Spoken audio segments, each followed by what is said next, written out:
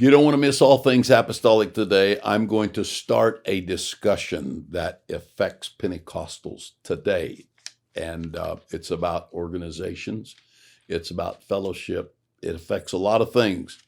I won't finish it today, but I will start it. So you need to be listening.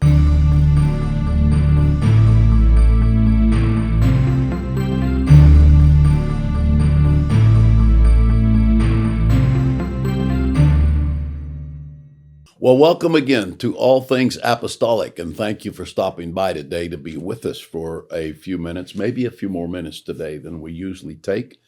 We are happy that you are with us, and oftentimes, of course, you know, if you've been around us, All Things Apostolic I'm on Monday on All Things Apostolic. It's got co-host on Tuesday. It's Jennifer Barrett, doing a tremendous job and has extremely high value content every time that she makes a presentation, which is every week on Tuesday. And Dr. Casey Sees is on Wednesday, and likewise, the content there is useful to churches and pastors and leaders everywhere.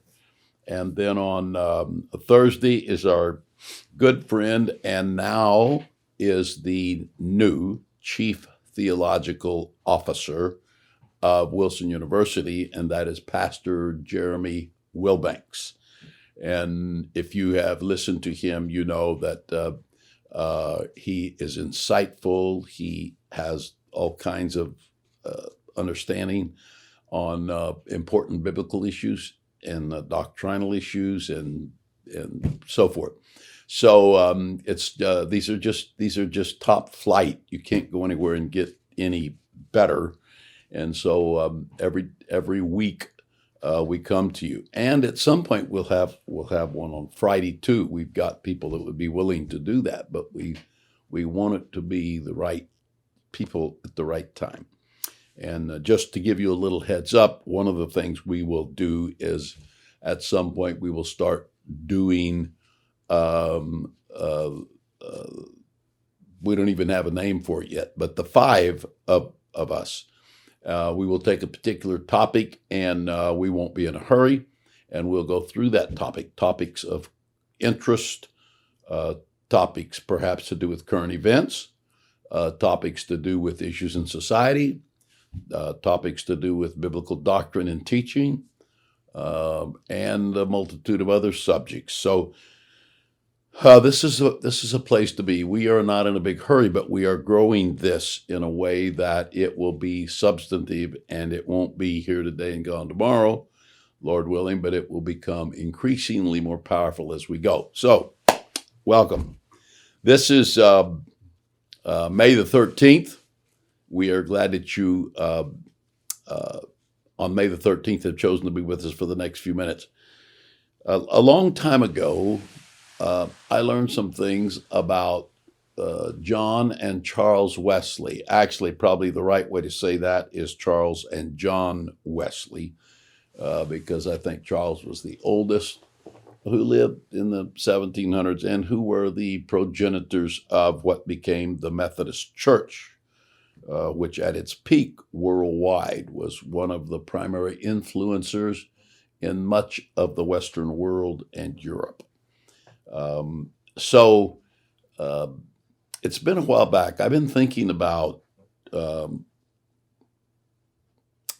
unnecessary strictures on an organizational level. And we've all struggled with that. Organizations struggle with this. It's not a Pentecostal thing. It's an organizational thing. And defining loyalties. And somebody said, well, I ride for the brand. Well, then you have to determine what is the brand. So it's not just a subject that immediately self-resolves when you make a few pithy statements of some kind that are interesting. So years ago, I took a trip. This must have been about 1980. This is quite a few years ago, 44 years ago. I took a trip, and in some ways it impacted my life in some very important ways that have never gone away. I want to talk about one of those things today. I took this trip, my wife and I, with another couple, Pastor Randy Keys and his wife. We went over, it was like a vacation, except it was an educational vacation. And we didn't spend much time just laying around. We went to places that were not just entertainment, but to places that we could learn things that was important to us. And of course, Christianity had a great impact in England, as it did in throughout Western Europe and even Eastern Europe also. It had a tremendous impact, and around the world. However, in these areas, it grew deeper, faster probably than in most other areas. Then, of course, when the Pilgrims came to America and others, then it jumped to America and has been the driving force that has created the wonderful nation today that we know as the United States of America. Anyway, Charles and John Wesley started preaching, and Charles was primarily a singer, and like today we would call him a worship leader, and he was a tremendous song writer. And there are still hymns that were written by John Wesley that are sang in churches, I suppose, around the world. Both of them were ministers in the Church of England. A little bit different than America, significantly different in that the Church of England is a state church. The state has its own church. The government, the nation, has its own church. It's called the Church of England. It was established. It broke away from the Catholic Church. Don't need to get into all the history of it, but anyway, many of it was liturgical, like the Catholic Church. It was not characterized so much by preaching as it was by liturgy and by rituals that were done in the services. So John and Charles were Church of England ministers. They were raised in England, in the Church of England. Their mother's name was Susanna. She had 9 children, if I remember right, and raised them all to try to get them to know the Lord and to commit their lives to the Lord the very best she knew how. In that process, John and Charles and other people, but we're talking about John and Charles as leaders, prominent leaders, when they were very young men still in college. They started a club like about holiness and about being devout as a Christian and about piety and about doing God's will in your life. But John became quite a preacher. Charles, as I said, was gifted in the area of music. He probably preached a little too, but primarily his gifting was in the other area.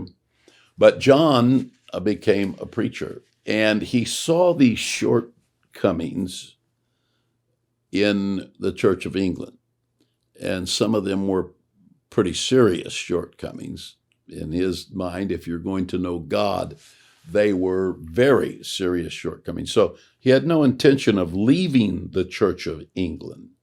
He intended to stay there, but he intended to improve it, kind of like Martin Luther earlier, 150 years earlier, or whatever how many years, did not originally intend to leave the Catholic Church, but he wanted to improve it over its weaknesses and the areas that it was delinquent in.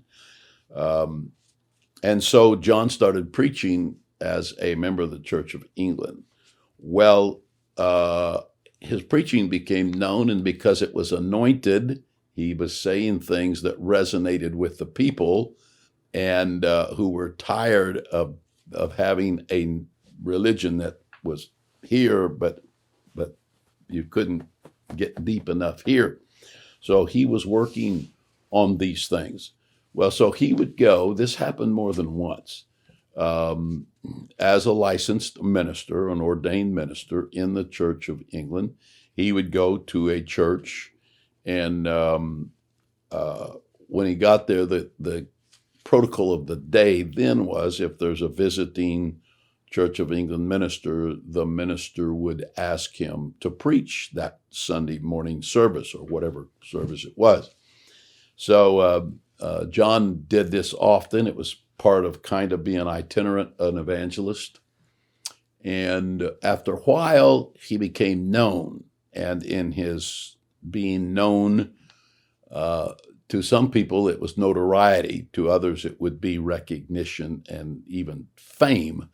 But notoriety carries a positive connotation. And so he went to a church one morning, and the preacher refused to have him preach. Well, when people knew John Wesley was coming, there was going to be a big crowd. And the preacher refused to have him preach because he was still in the Church of England, but he was controversial. And so when they refused him the right to preach, he stepped outside of the church and in the churchyard. Usually the churchyard also consisted of a cemetery, a graveyard, because the churches in those days were responsible for people when they died that were church members to bury them there at the church. And this is how families, generations all got tied into these churches through the cemeteries and so forth. And so John just stepped out and preached in the churchyard. So like a couple thousand people came when they found out he was in the churchyard. And they came, and most of the people walked. It wasn't like driving 30 miles like today, and the crowd was very significant for that particular church. So the service was over. It went well. People listened to him preach and prayed and sought God. A couple, 3 or 4 Sundays later, whatever, he went to another church, and the preacher refused to have him preach. He was becoming a threat, and so he stepped out into the yard and started preaching, and like 5,000 people showed up, and he preached to them, and the crowd was enormous. Well, the word about all this started getting out, and then it was Sunday or 2 or 3 or 4, whatever it was, later. He went to another church, and they refused him to preach. And so he stepped out into the yard, and in just a few minutes, 8,000 people had gathered to hear him preach. And so we are told that the crowd got bigger, and his influence grew until there were thousands of people being impacted, and it was like fire going through the country. But he still had his license with the Church of England, but he was alienated now by his own organization. And so anyway, in about 1980, I took a trip there, Pastor Keys and I, and we were on the subway, and we asked where John Wesley was buried, because the famous English people, many of them in those days, were buried in Westminster Abbey. Now that's the state church's primary church edifice or building. And because it is a state church, it's right across the street from Parliament. That would be like in the United States, right across the street from the Capitol. It is the Church of England's primary church. Inside of it, it's a fairly large edifice. So we visited it. We went inside of it, and it is filled. It has room for pews and so forth, but it's filled it's really beautiful, but it's filled with tombstones of England's most prominent people in their history. It's not just people who were preachers or somewhere in Christian ministry. It's leaders of England, because if they were leaders of England, and this is the Church of England, and it is a state church, then all the people who were prominent in the promulgation of England as a nation are also prominent as representatives of the Church of England, which they would declare would be representatives of the Church of Jesus Christ in the world. And so this institutional hubris that has come to virtually every denomination or institutional church structure at some point in time, it set in. And in that church today is all the famous names that you can think of practically in England, including preachers, including not all preachers, but including some preachers, including Charles Darwin, including others, some of the great poets and authors are buried in there, and of course the warriors and the military people who led England to victories, and some of the great politicians are buried in this place of prominence. And so the truth is, in England, there has been, that I can think of, if anybody has any suggestions where I'm wrong on this, I'm open to it, but that I can think of, I would say that there is not a single Englishman in the history of England that has impacted the whole world to the degree that Charles Wesley impacted the whole world.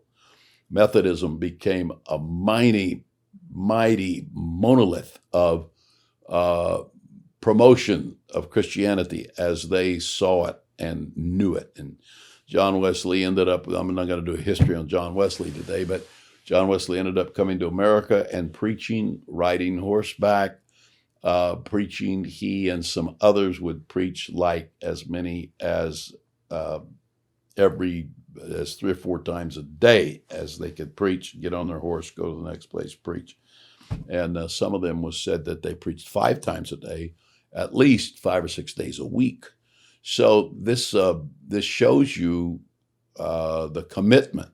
And John Wesley made a tremendous impact, and George Whitefield and others in America, where these meetings got so big that 10 or 15, maybe 20,000 people at a time would come out here in America into an open area and listen to the preaching. These men had tremendous lungs and tremendous voices. Sometimes when there was that many people, they weren't all listening to one preacher. There was the main preacher there, but there would be other preachers preaching in different places in the area. And especially if it was a woods area. Over here it'd be somebody preaching, there'd be 1,000 people over there maybe, and over here 500, and over here 3,000.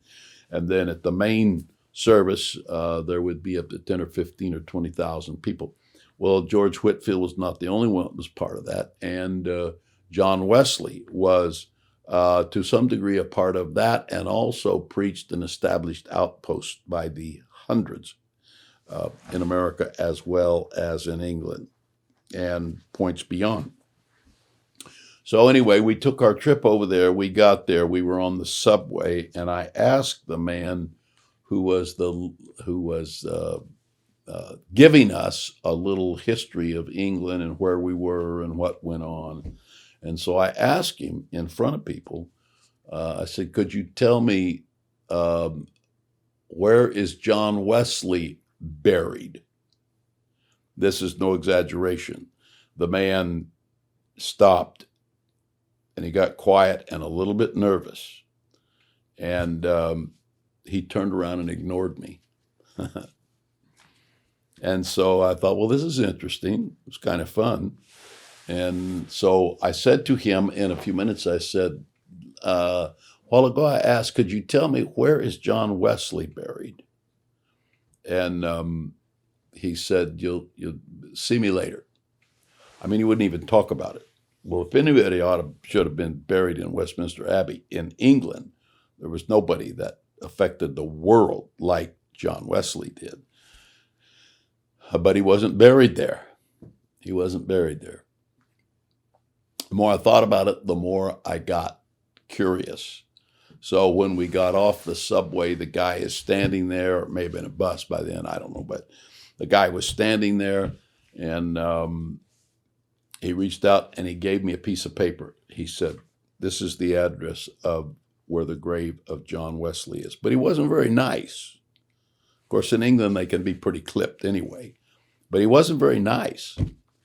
And so I got off of the bus, Randy and I. The women went back to the room, but we went to this address. The sun was going down. It was still daylight, but it was not twilight, but pretty close. And we rode this cab that we were in till it took us to where John Wesley was buried. I got a whole lot to say about this. Join us next week, and we will continue this.